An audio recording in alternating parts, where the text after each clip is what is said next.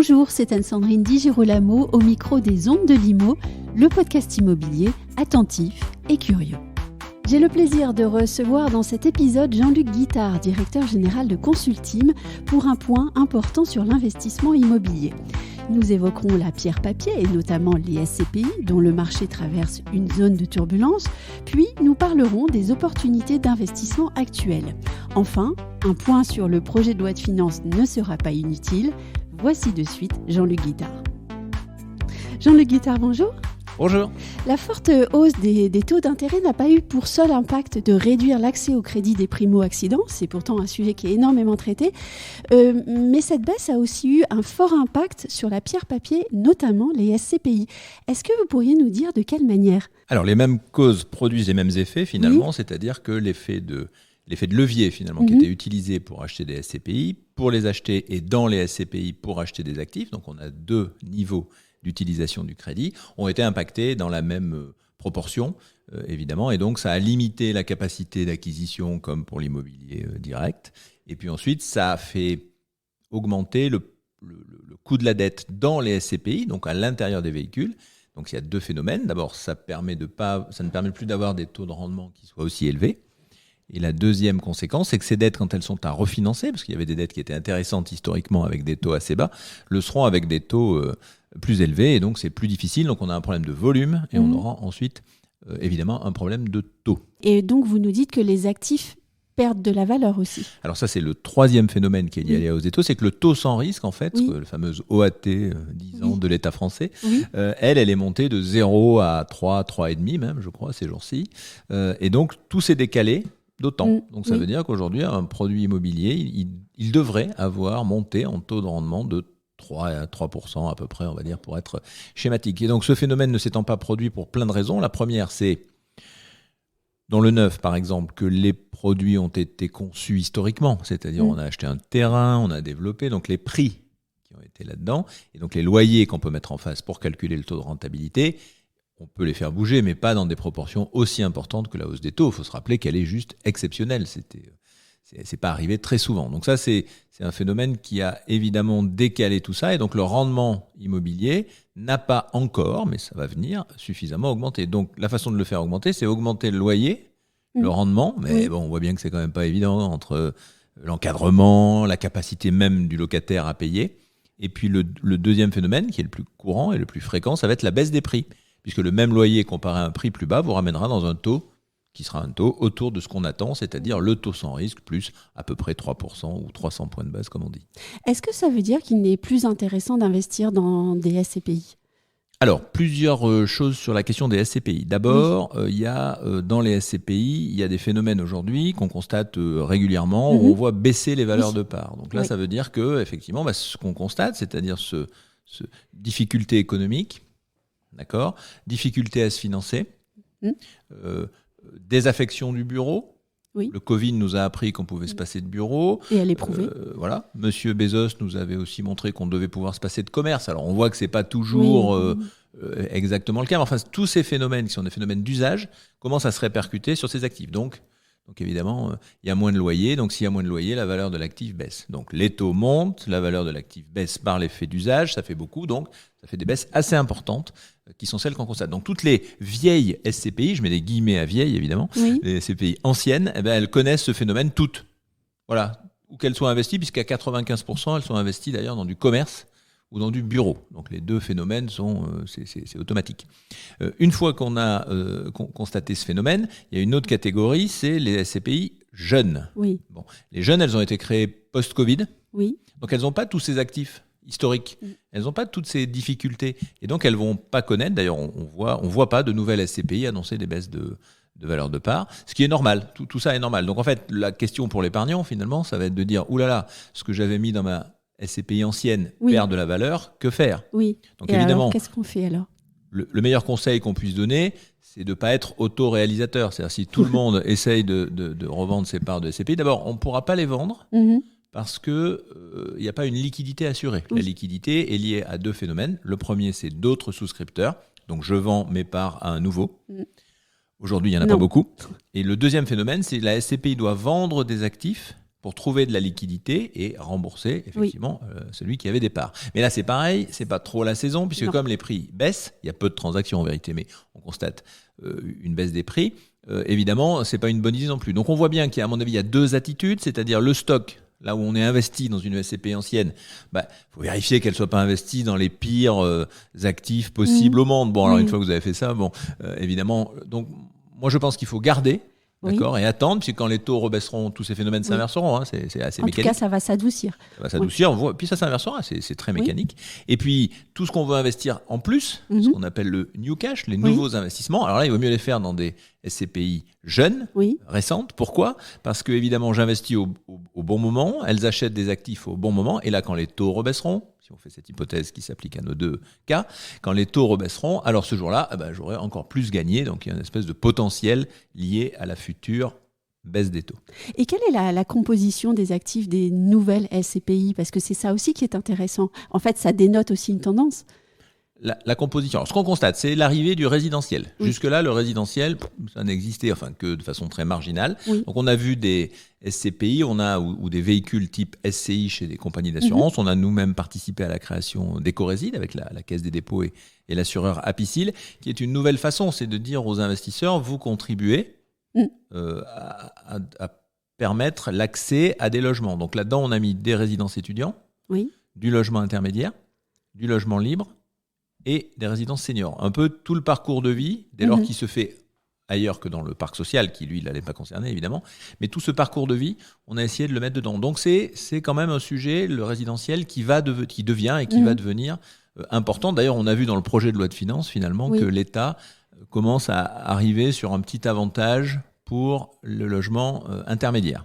Donc ça veut bien dire que la prise de conscience, alors on la considère, j'imagine, collectivement comme insuffisante, mais elle existe, elle est marquée dans un document quand même qui est un document essentiel de la vie de notre pays. Donc ça arrive sur le résidentiel. Ça, c'est un peu nouveau. Ensuite, c'est plutôt des actifs plus petits, puisque là, on sort du syndrome des grandes tours ou des grands ensembles de bureaux dont on voit qu'ils peuvent très vite devenir obsolètes. Et cette obsolescence des bureaux, liée au Covid, mais aussi à des aspects techniques, je pense là au décret tertiaire, eh bien évidemment, elle milite pour avoir des choses plus petites, parce qu'on peut mieux les travailler, on peut mieux les revendre. Et donc on voit bien que cette question de liquidité, là, qui est devenue ces jours-ci très importante, elle est plus facile à gérer avec beaucoup de petits actifs qu'elle ne l'est avec un ou deux gros actifs, parce que là, il faut trouver un acheteur, et en ce moment...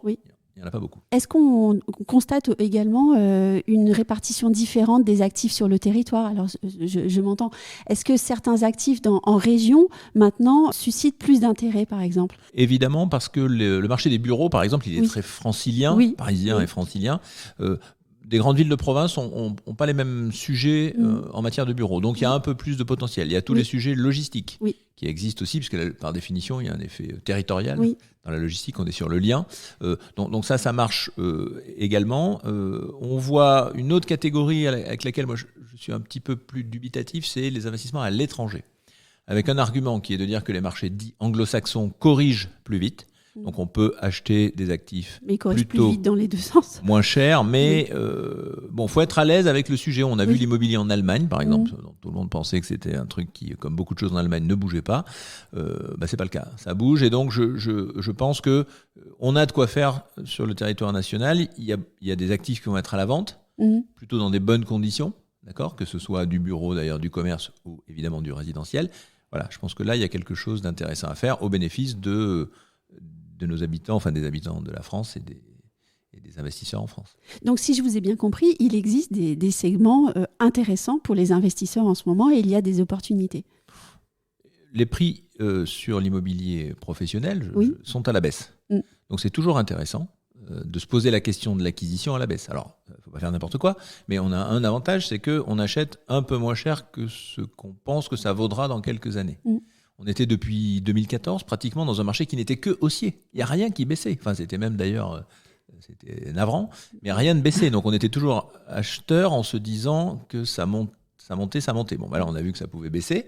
On se met sur la pente qui baisse. Bon, c'est ce que connaissent les gens qui opèrent en bourse tous les jours. Il faut suivre. Voilà. Donc l'immobilier, c'est moins liquide. Ça s'appelle aussi la vraie vie, en fait. Exactement. Mais absolument. Et voilà. Et donc c'est la redécouverte de ça finalement, parce que il y a rien d'original. Mais on redécouvre ce phénomène, et donc on redécouvre des opportunités Voilà, ça c'est intéressant, je trouve. Et justement, en termes d'opportunités, en ce moment, les promoteurs consentent des gestes commerciaux. Est-ce qu'il est bon de se dire qu'on va en profiter ? Alors, je vais prendre un exemple qui est le Pinel. Donc, je parle de quelque chose qui est donc terminé. Mais en même temps, ça va durer encore jusqu'à la fin de 2024. Donc là, on voit arriver effectivement une génération de Pinel qui sont sans doute les plus intéressants parce qu'il y a cet effet décote. On connaît les difficultés que rencontrent les promoteurs et de toute évidence, ils font tous les efforts possibles pour vendre ces actifs. Et je pense que c'est vraiment une opportunité pour les investisseurs. Donc le Pinel devient, a sans doute d'ailleurs, à mon sens, jamais été aussi intéressant. C'est la première fois où le taux de rentabilité d'un Pinel, du fait de la décote, on achète l'actif moins cher, est vraiment un taux qui commence à être très intéressant. Et des logements de qualité au surplus. Bien sûr, donc on a eu la montée en charge des normes, la montée normative, là on est en plein dedans, puisqu'on est en Pinel+, donc il a plein de petits avantages complémentaires. Donc c'est un espèce de moment de marché. Le paradoxe de ce que je dis là, de notre échange, c'est qu'en fait ça ne va pas durer. Voilà, c'est ça c'est assez original finalement. C'est le mieux, mais pas longtemps. J'ai une question sur la location meublée saisonnière. Est-ce qu'il y a des régions plus porteuses que d'autres ? La logique touristique. En dehors des grands classiques, évidemment. Tourisme, montagne, évidemment. Ensuite, il y a des régions qui ont développé. En fait, ce qu'on a vu depuis quelques années, c'est qu'on avait un pays qui avait beaucoup de touristes. On est souvent premier ou deuxième dans les classements mondiaux. En revanche, ils allaient plutôt tous au même endroit. Bon, alors, c'était la Tour Eiffel ou Versailles, évidemment, que tout le monde connaît. Mais il s'est trouvé dans plusieurs régions la capacité à développer une offre touristique qui va permettre de drainer ces touristes. Une fois qu'ils sont en France, une fois qu'ils sont arrivés, il faut avoir une diversité d'offres. Et beaucoup de régions, alors on peut penser évidemment à la montagne, l'été, enfin tout le monde a travaillé le sujet sur ce qu'étaient leurs fondamentaux, musées, châteaux, enfin histoire des territoires. Et on voit aujourd'hui de plus en plus de touristes qui vont ailleurs que sur les spots, évidemment, les plus connus, qui sont ceux pour lesquels, d'ailleurs, généralement, ils viennent. Mais ça, c'est un phénomène qui a développé, d'ailleurs, un peu partout en France, des hébergements touristiques. Alors, on entend beaucoup de choses sur le méchant Airbnb, évidemment, mais il est aussi en face d'un besoin. Et je rappelle juste là qu'il y a 7 ou même 8% du PIB de la France qui est fait sur l'activité touristique. Donc, je comprends les débats autour de l'Airbnb consomme du logement pour loger des gens, donc ça va très bien. Mais s'il n'y a plus d'hébergement touristique, il n'y aura plus de touristes. Il faut avoir une vision un peu plus macroéconomique aussi. Voilà. Parfois. Et donc, peut-être, une des réflexions, à mon avis, qui peut être mise en avant, c'est la limitation du Airbnb doit s'accompagner d'un développement de l'hôtellerie ou des résidences de tourisme pour que la bascule se fasse. D'ailleurs, ce sera assez positif. On aura une offre touristique de qualité, puisque ce sera des actifs qui auront été conçus récemment. Et on aura une offre pour les habitants qui sera une offre dont le prix baissera, ce qui leur permettra d'accéder à des logements. On sait tous, on prend tous l'exemple, je vais prendre le Pays Basque, que j'aime bien, là où on voit bien que se loger sur la côte basque, quand vous êtes quelqu'un qui travaille avec un salaire normal, vous ne pouvez pas. En fait, c'est devenu impossible. Je vais passer aux seniors et aux EHPAD. On va parler des résidences gérées à leur destination. C'est une alternative aux structures médicalisées. Qu'en est-il de l'image ? Est-ce que les investisseurs ont envie de se porter sur ce secteur ? Alors, on sort sans doute, je pense, de la période difficile qui a été celle initiée par le livre sur Orpea. On a vu ce qui s'est passé, donc ça a été une dégringolade complète en bourse. Donc, il y a eu une sanction morale, évidemment, mais financière également. Aujourd'hui, le sujet est à peu près terminé puisqu'il y a un nouveau pool d'investisseurs avec un certain nombre Il y a eu beaucoup de changements dans cette dynamique-là. Ce qui fait que pour les investisseurs, je pense que le sujet de l'âge, mécaniquement, on ne le découvre pas, mais nous allons tous vieillir. Et donc, à partir de là, le besoin est croissant, et même fortement croissant. Le marché sera immense, d'ailleurs.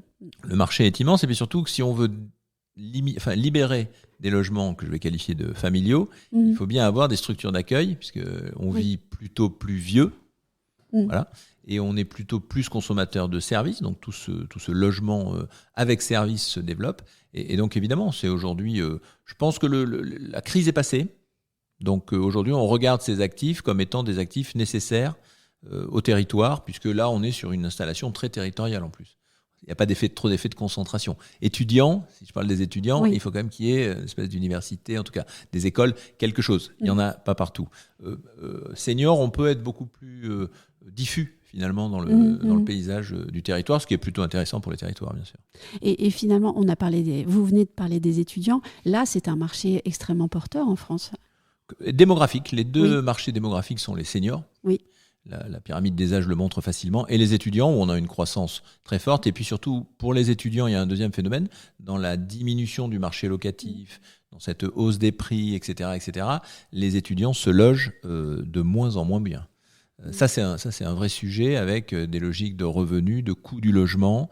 On a tous entendu parler des difficultés, y compris pour se nourrir. Donc on voit bien que développer une offre, plus il y a d'offres, plus les prix baissent. C'est une espèce de mécanique infernale. Et en tout cas, là, elle est très positive puisqu'elle permet quand même à plus de gens de se loger.